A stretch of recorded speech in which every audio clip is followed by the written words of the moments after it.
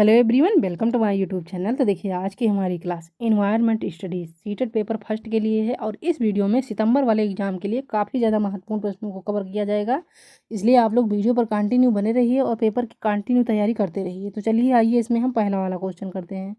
तो question number first कहा जा रहा है कि हम उन सभी पुराने कुओं को देखते हैं जो सूख चुके हैं। अब हमारे बुजुर्ग कहते हैं कि लगभग 25-30 साल पहले कुओं में पर्याप्त पानी था, लेकिन अब ये पूरी तरह से सूख गए हैं। और कुओं में पानी के सूखने के निम्नलिखित संभावित कारणों में से सही का चयन करना है। यानी कि वे कुएं क्यों सूखे, किस वजह से सूखे, उसी कारण का आपको यहाँ पे ऑप्शन में चयन करना है। तो पहला वाला ऑप्शन देखिए कि वह झीलें, तालाब जिसमें वर्षा का पानी एकत्रित होता था वे अब नहीं हैं, या फिर पेड़ों, कुओं और आसपास के क्षेत्र की मिट्टी अब कोल तार सीमेंट से आच्छादित हैं। और सी है कि कोई भी कुएं का उपयोग नहीं करता क्योंकि हर घर में नल है, या भूमिगत पानी को खींचने के लिए कई विद्युत मोटर चालित पंप आ गए हैं। अब यहाँ पे चारों विकल्प देखिए। पहले में है कि बी, सी और डी सही है, सी डी ए सही है, या फिर ए बी डी सही है, या ए बी सी सही है। तो देखिएगा यहाँ पे सी जो है, सी में क्या कहा जा रहा है कि कोई भी कुएं का उपयोग नहीं करता। तो भैया अभी बहुत से लोग कुएं का उपयोग करते हैं, इसलिए ये जो है ऑप्शन आपका नहीं सही होगा। ठीक है, पहला वाला देख लीजिएगा आप। तो ए में क्या कहा जा रहा है कि कुओं में पानी सूखने के मुख्य कारण, तो मुख्य कारण आपके वर्षा जल एकत्र करने वाले तालाबों का गायब होना। इससे भूजल जो है तो पुनर्भरण इसका रुक जाता है, ए सही हो जाएगा। उसके बाद क्योंकि पेड़ों और मिट्टी पर कोलतार, बी में देखिए, तो पेड़ों और मिट्टी पर कोलतार यानी सीमेंट का आवरण वर्षा जल जमीन में नहीं रिस पाता है, और ये भी कारण है।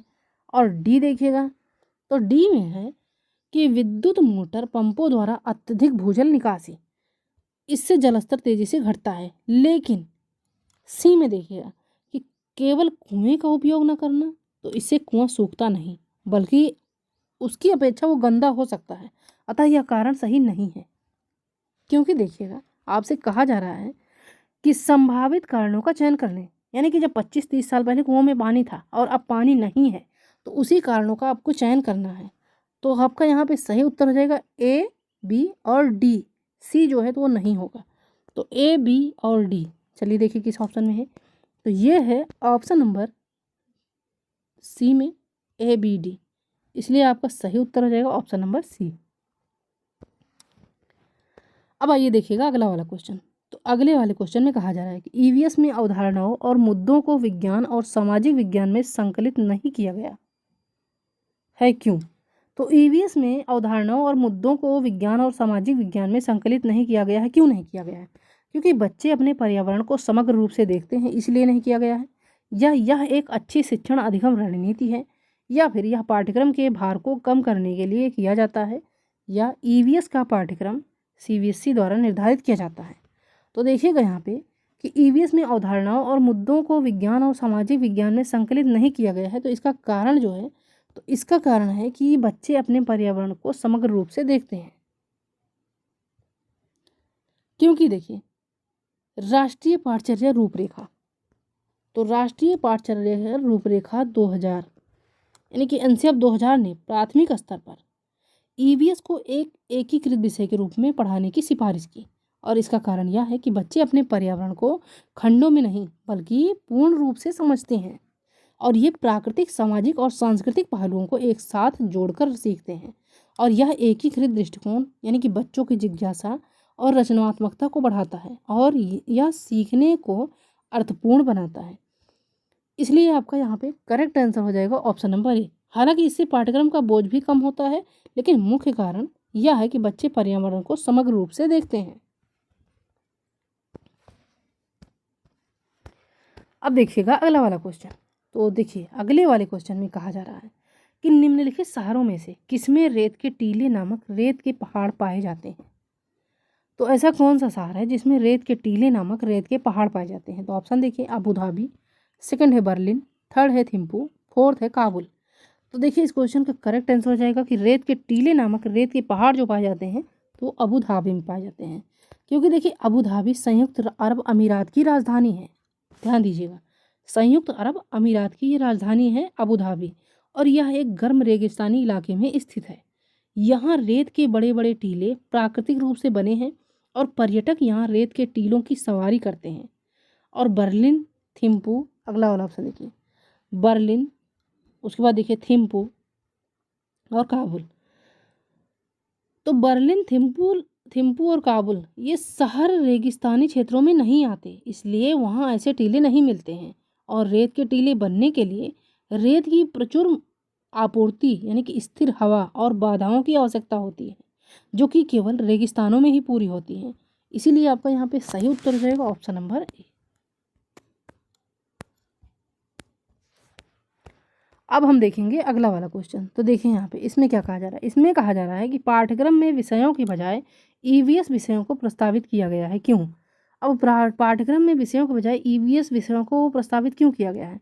क्योंकि शिक्षार्थियों की पर्यावरणीय समझ को बढ़ाने के लिए, यह शिक्षार्थी के स्थानीय पर्यावरण के मुद्दों से जुड़ी और परस्पर संबंधित समझ विकसित करने के लिए, या फिर विषय आधारित ईवीएस विधि सामयिक आधारित ईवीएस विधि की तुलना में आसान होती है, या फिर ईवीएस में अध्यायों को कम करने के लिए। तो देखिएगा यहाँ पे कि पाठ्यक्रम में विषयों के बजाय ईवीएस विषयों को प्रस्तावित इसलिए किया गया है क्योंकि इसमें शिक्षार्थी के स्थानीय पर्यावरण के मुद्दों से जुड़ी और परस्पर संबंधित समझ विकसित करने के लिए। क्यों? क्योंकि देखिए ईवीएस पाठ्यक्रम में अलग अलग विषयों की बजाय थीम का उपयोग किया जाता है ताकि बच्चे अपने आसपास के पर्यावरण को एक जुड़े और परस्पर संबंधित रूप से समझें। क्योंकि पारंपरिक पाठ्यक्रम में विषयों की सूची होती है जो कि अक्सर अलग अलग होते हैं, और ईवीएस में थीम आधारित दृष्टिकोण अपनाया जाता है जहां प्रत्येक थीम में कई उपथीम होते हैं और यह उपथीम एक सर्पिल और प्रगतिशील तरीके से आयोजित किए जाते हैं जो कि एकीकरण पर जोर देते हैं। इससे बच्चे की सीखने की क्षमता बढ़ती है क्योंकि वह स्थानीय पर्यावरण के मुद्दों को अलग अलग विषयों में बांटकर नहीं बल्कि एक दूसरे से जुड़े हुए रूप में समझता है। और थीम बच्चे के वास्तविक जीवन और पर्यावरण से सीधे जुड़ी होती है, जिसे समझ जो होती है तो वो गहरी और अर्थपूर्ण हो जाती है। अब जैसे एग्जाम्पल के तौर पर देख लीजिए, तो फॉर एग्जाम्पल के तौर पर आपने देखा कि जल थीम में जल के स्रोत, उपयोग, प्रदूषण और संरक्षण जैसी पहलुओं को एक साथ पढ़ाया जाता है, जो कि अलग अलग विषयों में बांटने से ये संभव नहीं होता। और यह दृष्टिकोण पाठ्यक्रम को अधिक व्यवहारिक और बच्चे के अनुभव के करीब बनाता है। अतः आपका यहाँ पे शिक्षार्थी के स्थानीय पर्यावरण के मुद्दों से जुड़ी और परस्पर संबंधित समझ विकसित करने के लिए किया जाता है। इसलिए आपका यहाँ पे करेक्ट आंसर हो जाएगा ऑप्शन नंबर बी। अब देखिएगा अगला वाला क्वेश्चन। इसमें क्या कहा जा रहा है। इस क्वेश्चन में कहा जा रहा है कि निम्नलिखित में से कौन सा वर्तमान पाठ्यक्रम में ईवीएस के 6 व्यापक विषयों में से एक नहीं है। तो वर्तमान पाठ्यक्रम में ईवीएस के 6 व्यापक विषयों में से एक क्या नहीं है? आश्रय नहीं है, या चीज़ें जो हम बनाते हैं ये नहीं है, या कार्य और खेल नहीं है, या फिर खाना नहीं है। तो देखिएगा यहाँ पे कि ईवीएस के 6 व्यापक विषयों में से जो एक नहीं है तो वो है कार्य और खेल। ठीक है, क्योंकि देखिए ईवीएस के 6 व्यापक विषय, पहला है परिवार और मित्र, इसके अंतर्गत उप विषय देखिएगा संबंध, कार्य और खेल, जानवर, पौधे, और दूसरा है जल, तीसरा है यात्रा, चौथा है भोजन, पांचवा है आश्रय यानी कि इसको लेकर के, और छठा है चीज़ें जो हम बनाते हैं और करते हैं। और यहाँ कार्य और खेल, तो कार्य और खेल एक व्यापक विषय नहीं है बल्कि परिवार और मित्र के अंतर्गत आने वाला ये उप विषय है। ठीक है, इसलिए आपका यहाँ पे सही उत्तर हो जाएगा ऑप्शन नंबर सी। अब आइए देखिएगा अगला वाला क्वेश्चन। इसमें क्या कहा जा रहा है। इस क्वेश्चन में कहा जा रहा है कि निम्नलिखित में से कौन सा कक्षा 1 और 2 के लिए ईवीएस विषय के संबंध में सत्य है। तो कक्षा 1 और कक्षा 2 के लिए ईवीएस विषय के संबंध में क्या सत्य है कि ईवीएस से संबंधित मुद्दों और संबंधों का आदान प्रदान भाषा और गणित के माध्यम से किया जाता है, ये सत्य है। या ईवीएस कक्षा 1 से कक्षा 2 में प्रस्तुत किया गया एक नया विषय है। या ईवीएस यानी कि एक विषय के रूप में ईवीएस को कक्षा 1 और 2 में समझना आसान नहीं है। या ईवीएस से संबंधित मुद्दों और संबंधों को आदान प्रदान भाषा के माध्यम से किया जाता है।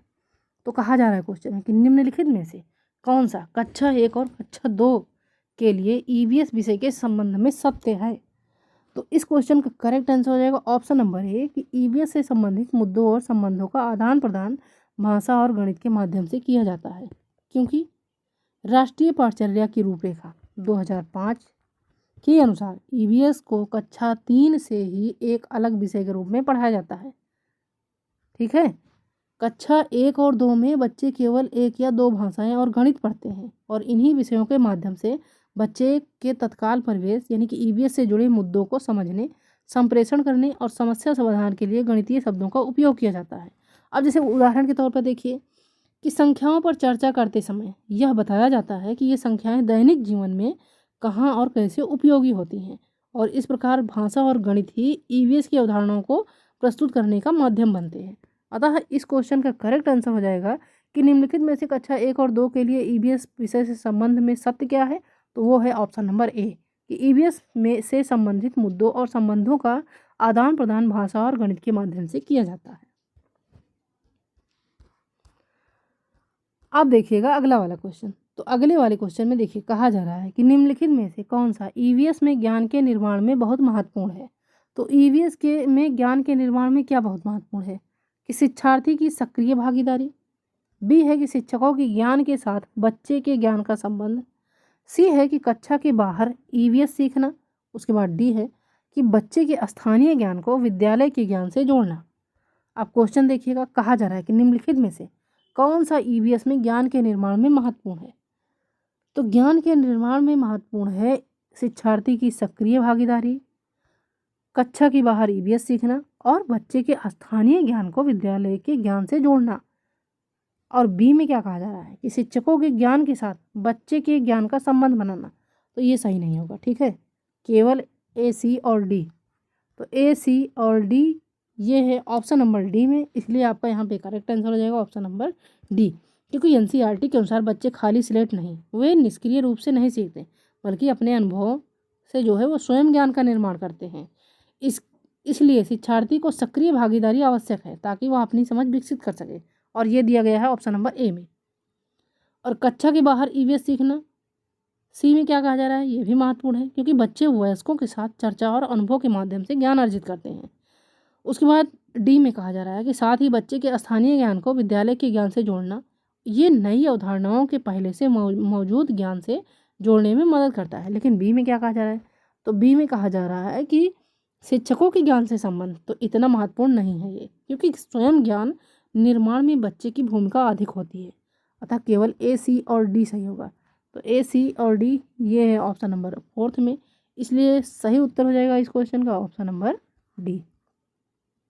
अब देखिएगा नेक्स्ट नंबर क्वेश्चन। तो नेक्स्ट क्वेश्चन में क्या कहा जा रहा है कि ईवीएस में शिक्षार्थियों को संलग्न करने का सबसे प्रभावी कार्यनीति क्या है।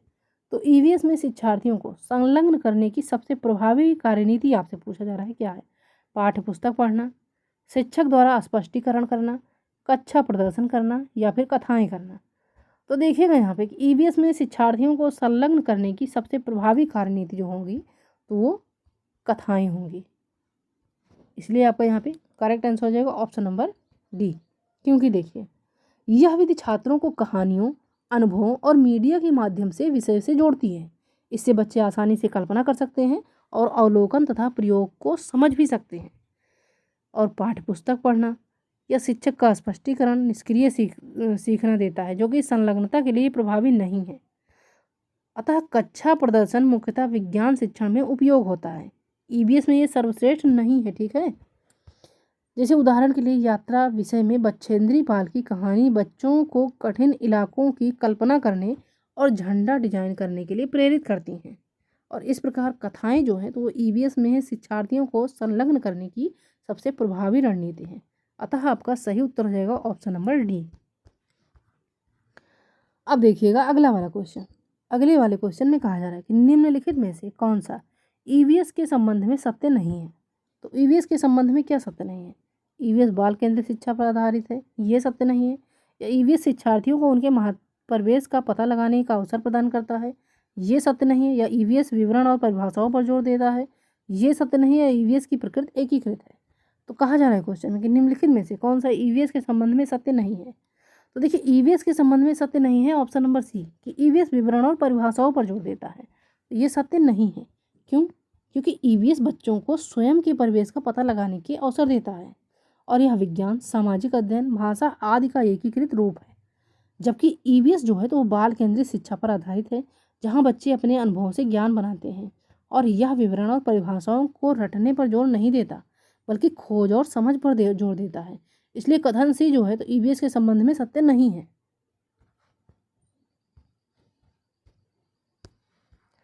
अब हम देखेंगे अगला वाला क्वेश्चन।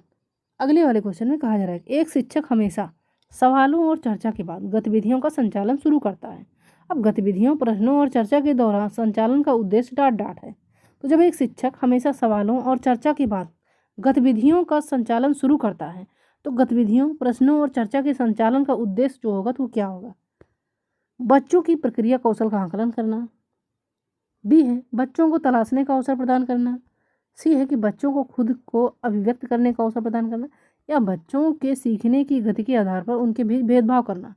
भैया कहाँ से आप भेदभाव करेंगे, ये पॉजिटिव नहीं होगा। अब यहाँ पे 4 विकल्प दिए जा रहे हैं। पहला है केवल सी, सेकंड है बी सी डी, थर्ड है ए बी सी, या फिर ऑप्शन नंबर डी है केवल डी। तो देखिएगा यहाँ पे कि एक शिक्षक हमेशा सवालों और चर्चा के बाद जब गतिविधियों का संचालन शुरू करता है और गतिविधियाँ, प्रश्नों और चर्चा के संचालन का उद्देश्य, तो गतिविधियों में प्रश्नों और चर्चा के संचालन का उद्देश्य जो होगा तो वो बच्चों की प्रक्रिया कौशल का आकलन करना, बच्चों को तलाशने का अवसर प्रदान करना और बच्चों को खुद को अभिव्यक्त करने का अवसर प्रदान करना। क्योंकि जब शिक्षक प्रश्नों और चर्चा के बाद गतिविधियाँ शुरू करता है ताकि बच्चे स्वयं खोज कर सकें, क्योंकि गतिविधियों से बच्चों की प्रक्रिया जैसे कि कौशल, अवलोकन, वर्गीकरण और व्याख्या का आकलन होता है और यह बच्चों को अपने विचार स्वतंत्र रूप से व्यक्त करने का मौका देता है। और साथ ही गतिविधियाँ जो हैं तो ये बच्चों को सीखने की प्रक्रिया में तलाशने का अवसर प्रदान करती हैं। इसलिए जो है ए, बी और सी आपका यहाँ पे करेक्ट आंसर हो जाएगा। तो ए, बी और सी ये है ऑप्शन नंबर सी में, इसलिए आपका यहाँ पे राइट आंसर हो जाएगा ऑप्शन नंबर सी।